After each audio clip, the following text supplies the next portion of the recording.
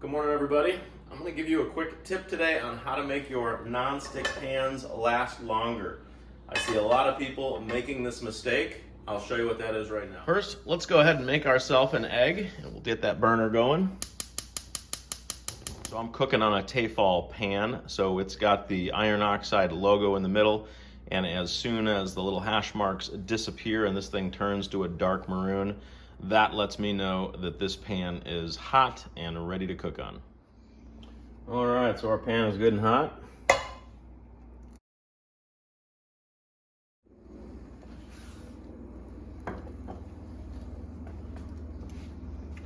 I like to have a little pepper with my egg. I'll let this egg cook for a minute. All right, I like my eggs over easy, so I'm ready to flip this guy over. And you'll notice that was very easy to flip that egg. All right, that's about pretty much how I like it. Over easy. Now you'll notice the egg didn't stick to this pan at all, and I'm gonna show you why. Now that I'm done cooking, I'm just gonna set it aside, and before I clean that pan, I'm just gonna let it cool down. Now, let's make another egg. And I'm gonna use another pan that came with the other one. However, I had a very bad habit of washing this pan right after I get done cooking. So, let's go ahead and cook an egg. Okay, so that Teflon logo is nice and dark maroon, so we'll go ahead and make this egg.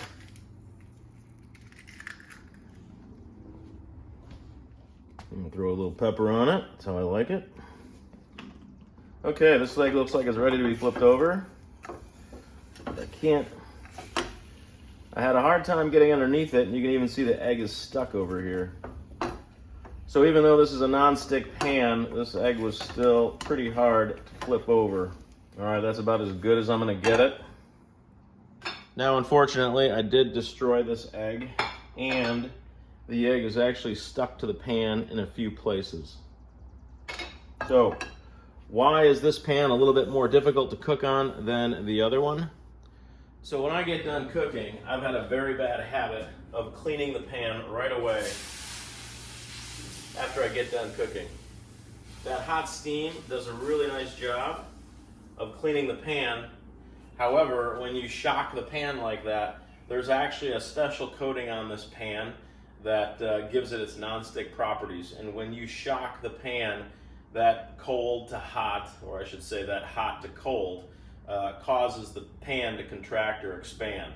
Contract in the case of adding cold water. So after doing that a few times, you actually weaken and degrade the coating that's on these non-stick pans. So you want your non-stick pans to last a lot longer. When you get done cooking, just set the pan aside, let it cool down to room temperature, then clean it with some soapy water. If it's a non-stick pan, it's not going to be very hard to get all that food off of it, and soapy water will do just fine. Avoid that cold shock to your non-stick pans, whether it's a silica or sol gel based coating or a Teflon, some of the old school pans. Avoid that cold shock and your pans are going to last a lot longer.